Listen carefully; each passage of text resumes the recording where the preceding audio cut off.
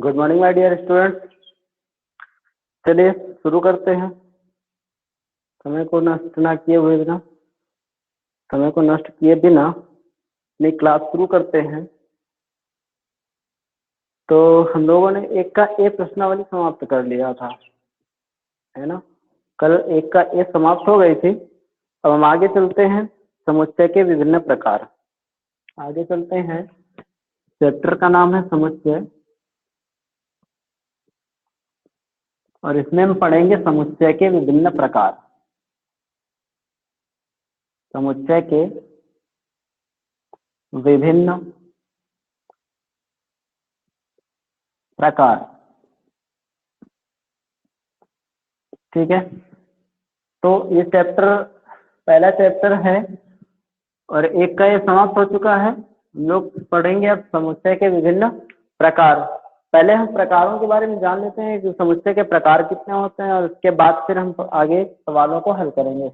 इन पर आधारित सवालों को हल करेंगे, ठीक है। तो चलिए, तो प्रकार क्या होते हैं। पहला प्रकार होता है रिक्त समुच्चय। पहला क्या होता है? रिक्त समुच्चय, ठीक है। पहला प्रकार होता है रिक्त समुच्चय, ठीक है। इसको हम लोग क्या इसको हम लोग कहते हैं नल सेट।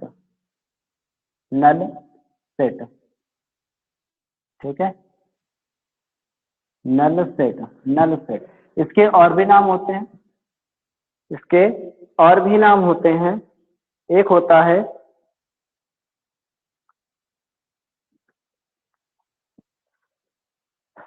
इसको हम लोग एम्पटी सेट भी बोलते हैं, एम्पटी सेट, ठीक है। इसके साथ साथ अथवा इसको हम लोग वाइड सेट भी बोलते हैं। वाइड सेट भी बोलते हैं। क्या बोलते हैं? वाइड सेट, वाइड सेट भी बोलते हैं। एम्पटी सेट भी बोलते हैं और वाइड सेट भी बोलते हैं, ठीक है। एम्पटी सेट और वाइड सेट, ठीक है। तो इन तीनों का मतलब क्या होता है? रिक्त समुच्चय ही होता है, ठीक है। इन तीनों का मतलब क्या होता है? रिक्त समुच्चय ही होता है।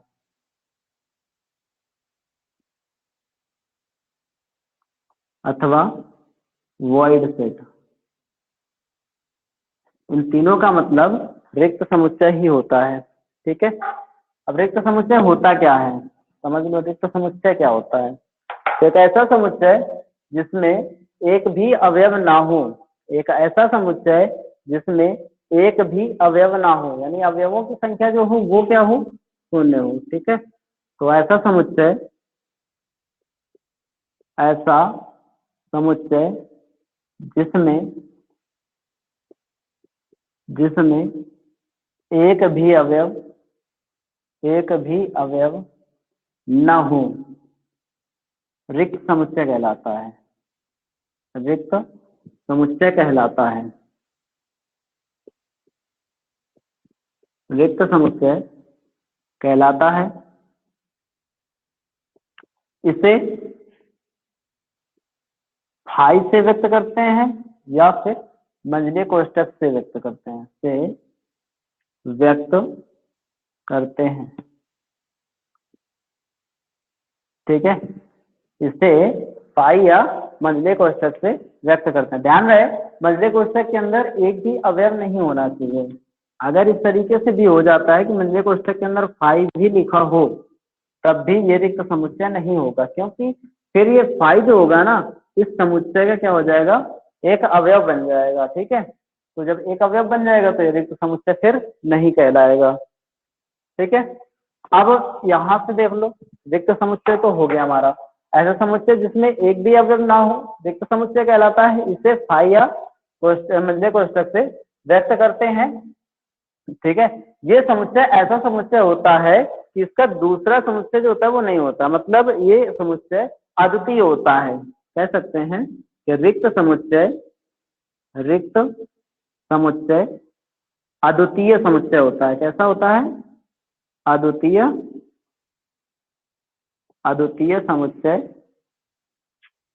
समुच्चय होता है। अद्वितीय समुच्चय होता है, ठीक है। रिक्त समुच्चय एक अद्वितीय समुच्चय होता है। ठीक है, ये रिक्त समुच्चय हो गया। तो समुच्चय के विभिन्न प्रकारों में पढ़ रहे हैं हम लोग, रिक्त समुच्चय हो गया। दूसरा प्रकार पढ़ेंगे। दूसरा प्रकार, क्या उदाहरण के लिए पहले समझ लो, उदाहरण समझ लो, एक उदाहरण समझ लो। ठीक है, तो उदाहरण के लिए समझ लो, उदाहरण। ठीक है, उदाहरण जैसे दिया हो x such that x is equal to 4, एक विषम संख्या है, एक विषम संख्या है। ठीक है, तो यहाँ पर देखिएगा, यहाँ पर देखो 4 क्या है, एक 4 हमें पता है सम संख्या होती है, 4 विषम संख्या नहीं होती। इसका मतलब 4 इस समुच्चय का अवयव तो नहीं है। ठीक है, 4 इस समुच्चय का अवयव नहीं आता, ये कैसा समुच्चय हो जाएगा, रिक्त समुच्चय हो जाएगा। आता है, ये कैसा समुच्चय हो जाएगा, रिक्त समुच्चय हो जाएगा। ठीक है, आगे समझने के बाद दूसरा नंबर देखते हैं, परिमित समुच्चय। कौन सा, परिमित समुच्चय। ठीक है, परिमित समुच्चय क्या होता है, परिमित समुच्चय एक ऐसा समुच्चय होता है जिसके जिसमें अवयव क्या होते हैं, परिमित होते हैं। जो अवयवों की संख्या होती है वो परिमित होती है। ठीक है, तो ऐसा समुच्चय जिसमें जिसके अवयवों की संख्या, जिसके अवयवों की संख्या परिमित होती है, परिमित समुच्चय कहलाता है। परिमित समुच्चय कहलाता है, परिमित समुच्चय कहलाता है। एग्जाम्पल कह सकते हैं, परिमित का मतलब क्या होता है, परिमित का मतलब होता है कि ऐसे मतलब ऐसा समुच्चय जिसके अवयवों को हम गिन सकें, जिसके अवयवों को गिन सकें, ऐसा समुच्चय क्या कहलाता है, परिमित समुच्चय कहलाता है। ठीक है, तो अब परिमित समुच्चय क्या हो जाएगा, एग्जाम्पल के लिए समझ लो, एग्जाम्पल या उदाहरण के लिए समझ लो, उदाहरण ही लिख लो, है ना। उदाहरण में क्या हो जाएगा, इसका अगर उदाहरण देखें, मान लीजिए कोई समुच्चय दिया है 2, 4, 6, 8, 10। ठीक है, यानी कि 10 तक की सम संख्याओं का समुच्चय ये दिया गया है, 10 तक की सम संख्याओं का समुच्चय। ये क्या है, परिमित समुच्चय, क्योंकि इसके अवयव कितने हैं, 1, 2, 3, 4, 5। हम गिन सकते हैं कि 5 अवयव हैं इसमें। ठीक है, तो इसमें अवयव क्या है, परिमित है, सीमित है। ठीक है, तो ये कैसा समुच्चय कहलाएगा, परिमित समुच्चय कहलाएगा। ठीक है, इसके बाद अगला तीसरे की बात करें, तीसरा क्या हो जाएगा, अपरिमित समुच्चय। अपरिमित समुच्चय, अपरिमित समुच्चय क्या होता है, तो ऐसा समुच्चय जिसके अवयवों की संख्या अपरिमित होती है, ऐसा समुच्चय, ऐसा समुच्चय जिसके अवयवों की संख्या, जिसके अवयवों की संख्या अपरिमित होती है, अपरिमित होती है।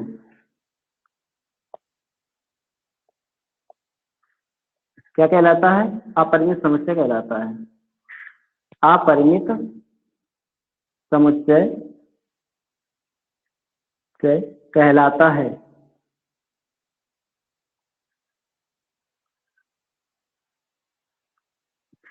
ठीक है, अपरिमित समुच्चय कहलाता है।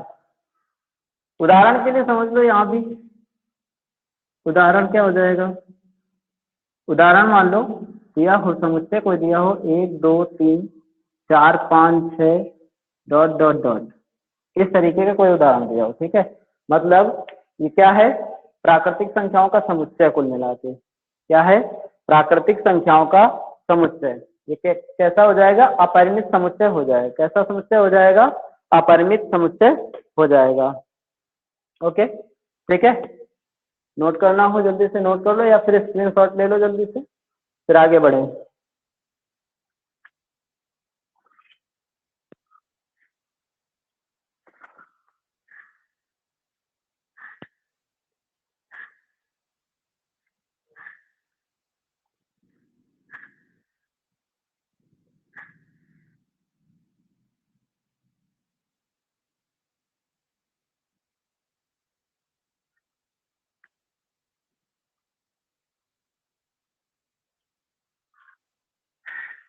ठीक है, चलिए आगे बढ़ते हैं।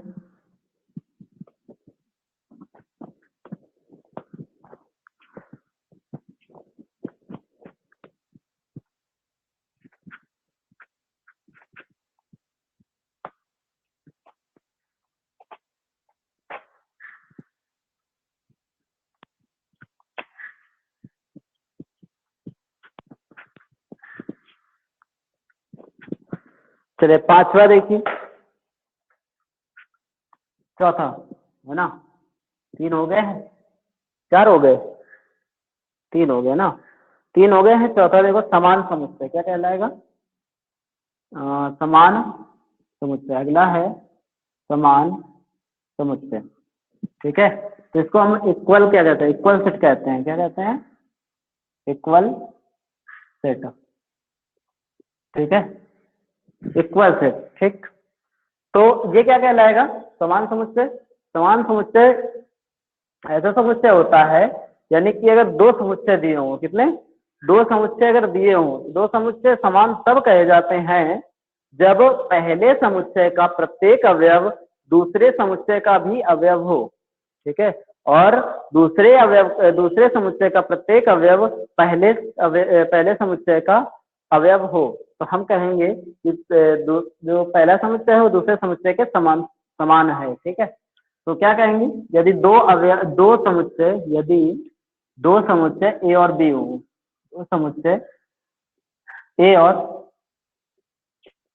बी हूँ, ए और बी हूँ, ठीक है, तथा समुच्चय ए का प्रत्येक अवयव, समुच्चय ए का प्रत्येक अवयव, समुच्चय ए का प्रत्येक अवयव समुच्चय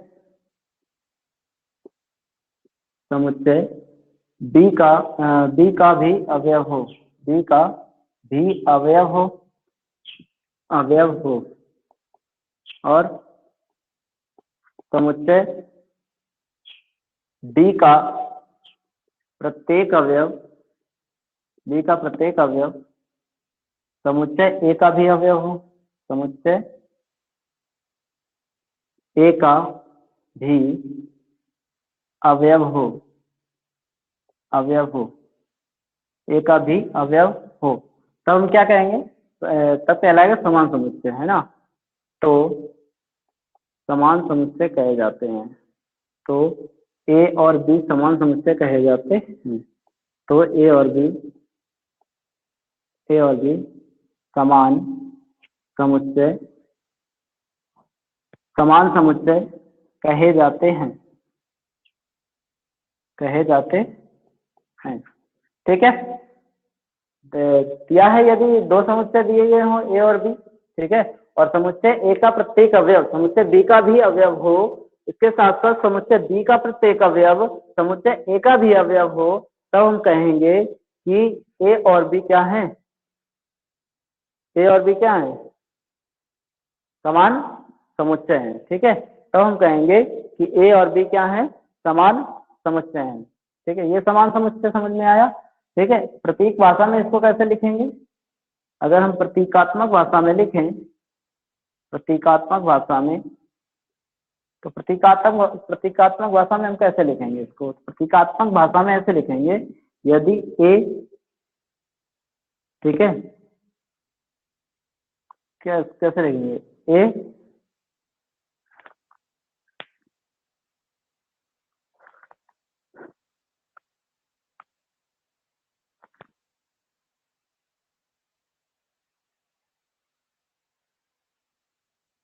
यदि कोई अवयव दिया गया हो, ए का मान लीजिए कोई अवयव यक्स दिया है, ठीक है, तो यक्स बिलोंग कर रहा है ए को, देन इम्प्लॉइज दैट, तब क्या हो जाएगा, यक्स बी को भी बिलोंग करना चाहिए, ठीक है, यक्स बी को भी बिलोंग करे, यक्स ए को भी बिलोंग करे और यक्स बी को भी बिलोंग करे, तथा इसी प्रकार यक्स बिलोंग करे बी को, तब यक्स ए को भी बिलोंग करे, ठीक है, यक्स बिलोंग करे ए को तो यक्स बिलोंग करना चाहिए बी को, और यक्स बी को बिलोंग करे तो यक्स ए को भी बिलोंग करना चाहिए, ठीक है। तब कह सकते हैं, तब समुच्चय ए बराबर समुच्चय बी कह सकते हैं, तब समुच्चय ए बराबर समुच्चय बी, ठीक है, तब हम कह सकते हैं समुच्चय ए बराबर समुच्चय बी, ठीक है, आगे समझिए, ठीक है। तो इसके बाद ये हो गया समुच्चय ए बराबर समुच्चय बी हो गया, ठीक है, ये हो गया समान समुच्चय। उदाहरण के लिए समझ लो, उदाहरण के लिए समान समुच्चय समझ लो क्या हो जाएगा, उदाहरण के लिए तो कुछ भी समझ लो, उदाहरण क्या हो जाएगा, है ना। उदाहरण के लिए मान लीजिए ए बराबर दिया है, ठीक है, 2 4 6, ठीक है, और बी बराबर भी दिया है 4 2 6, इस तरीके से। तो ये क्या है, देख लो, सारे ए के सारे अवयव बी में बिलोंग कर रहे हैं, बी के सारे अवयव ए में बिलोंग कर रहे हैं, तो इसका मतलब है कि ये दोनों समुच्चय कैसे हैं, समान समुच्चय हैं। इसका मतलब यहाँ से अगर देखा जाए तो यहाँ से ए बराबर क्या हो जाएगा, बी हो जाएगा, ठीक है, ए बराबर बी है यहाँ पे, ठीक है, समझ में आ गया होगा, ये समान समुच्चय हो गया, ठीक है, समान समुच्चय हो गया। इसके बाद आगे बात करें, अगला है एकल समुच्चय। अगला क्या है, एकल समुच्चय।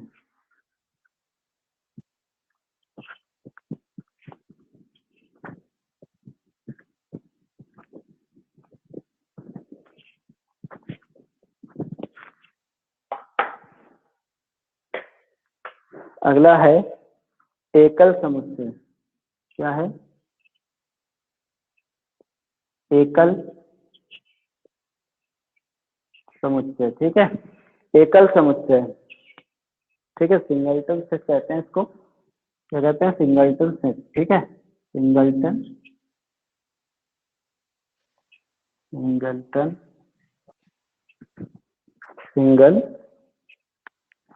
Single ton set. एकल समुच्चय को कहते हैं सिंगलटन सेट। सिंगलटन सेट क्या होता है, एकल समुच्चय क्या होता है, जब किसी समुच्चय में अवयवों की संख्या केवल एक हो जाए तो क्या कहलाएगा, सिंगलटन सेट कहलाएगा, एकल सेट कहलाएगा, ठीक है, एकल समुच्चय कहलाएगा। मतलब जब जिस समुच्चय में जिस समुच्चय में जिस समुच्चय में केवल एक अवयव होता है,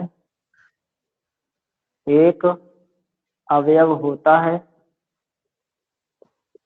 उसे क्या कहते हैं, सिंगलटन, है ना, एकल समुच्चय कहते हैं, एकल समुच्चय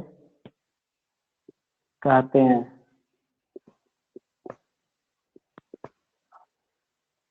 ठीक है, यहाँ पर जिस समुच्चय में केवल एक अवयव होता है उसे एकल समुच्चय कहते हैं। एग्जाम्पल के लिए,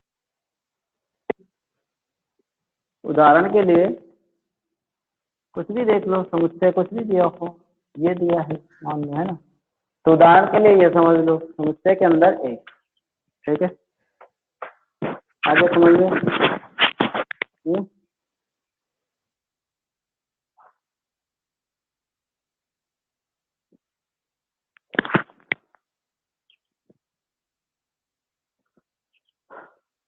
समझ के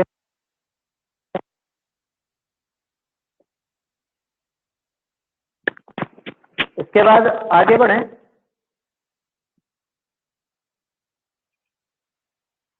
आगे देखें तो आगे क्या दिया हुआ है,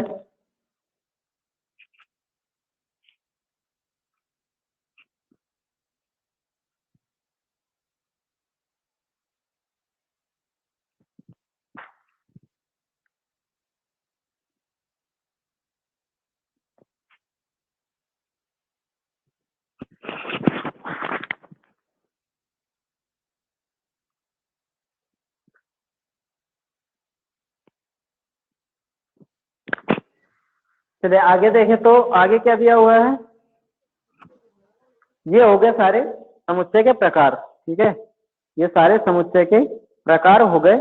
अब आगे चलते हैं प्रश्नावली पे। तो प्रश्नावली के कुछ क्वेश्चन के बाद फिर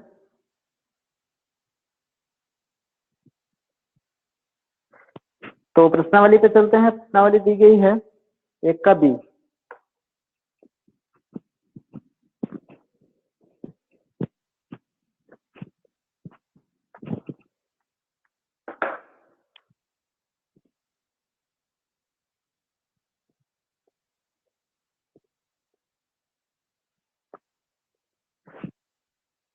का बी, 1 का बी में क्या दिया गया है, दिया है निम्नलिखित समुच्चयों में से कौन से समुच्चय परिमित तथा अपरिमित हैं। परिमित और अपरिमित बताना है। ठीक है, तो 1 का पहले नंबर का ये नंबर देखेंगे तो दिया हुआ है सप्ताह के दिनों के नाम का समुच्चय। क्या दिया है, सप्ताह के दिनों के नाम का समुच्चय। सप्ताह के दिनों के नाम का समुच्चय कैसा समुच्चय होता है, हम लोग जानते हैं सप्ताह में केवल और केवल 7 दिन होते हैं, तो हम 7 दिन तो गिन ही सकते हैं ना। तो इसलिए कैसा समुच्चय हो जाएगा, परिमित हो जाएगा, परिमित समुच्चय हो जाएगा। ठीक है, ये परिमित समुच्चय हो गया।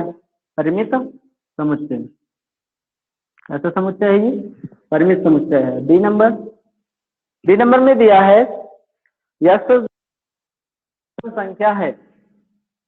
क्या है, यक्ष दैट यक्ष एक विषम संख्या है, विषम संख्या है। अगर हम विषम संख्या की बात करें तो विषम संख्या क्या होती है, विषम संख्या होती है 1 3 5 7 9 11 डॉट डॉट डॉट डॉट, है ना, डॉट डॉट डॉट डॉट। मतलब विषम संख्याएं अनंत तक जाती हैं, मतलब विषम संख्याएं अनंत तक जाती हैं। सकते हैं तो कह सकते हैं अपरिमित है। कैसा है, अपरिमित। ठीक है, अपरिमित समुच्चय है। 3 नंबर, 3 नंबर में दिया गया है 1 2 3 99 100 तक, है ना। क्या दिया गया, 1 2 3 डॉट डॉट डॉट 99 100 तक। ठीक है, तो 100 तक दी गई, 1 से 100 तक दी गई है, तो 100 तक तो गिनती होती है ना, तो ये कैसे हो जाएगा, परिमित है ना, 1 से 100 तक। डी नंबर क्या हो जाएगा, डी नंबर हो जाएगा x that x belongs to n, x such that x belongs to n, और x एक अभाज्य संख्या है, और x एक अभाज्य संख्या है, अभाज्य संख्या है।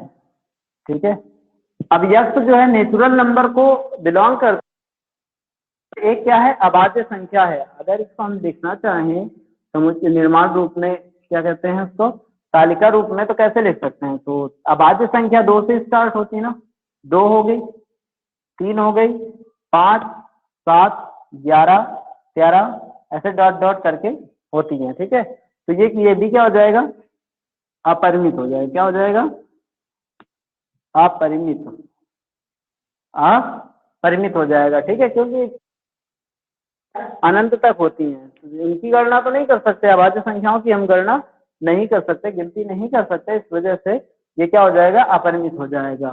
ठीक है, ई नंबर देखिए, ई नंबर में दिया यक्स दैट यक्स क्या हुआ,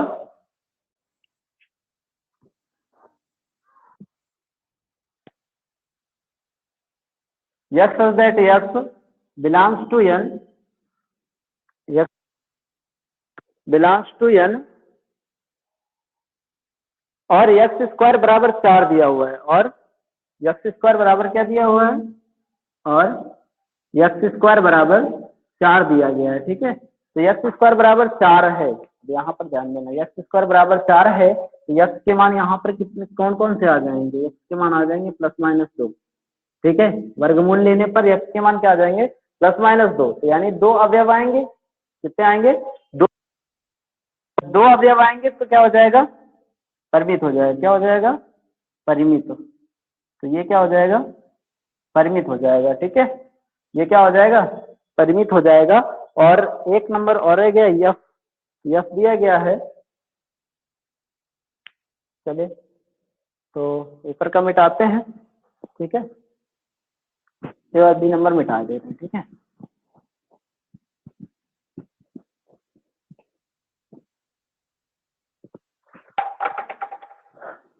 यफ दिया गया है, यफ नंबर दिया गया है, यक्स दैट यक्स स्क्वायर बराबर 16, sorry x that x belongs to N, ये दिया है x that x belongs to N और यक्स माइनस वन और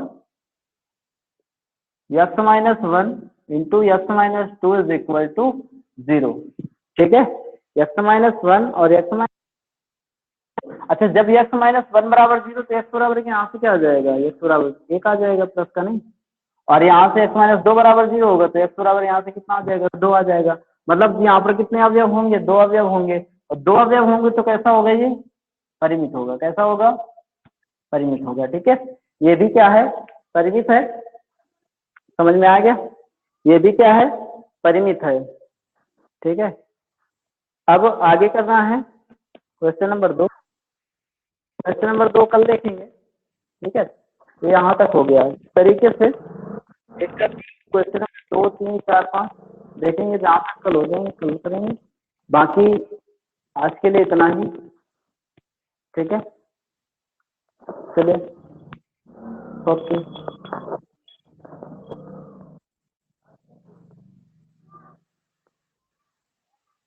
क्या हुआ, नहीं कोई दिक्कत है क्या?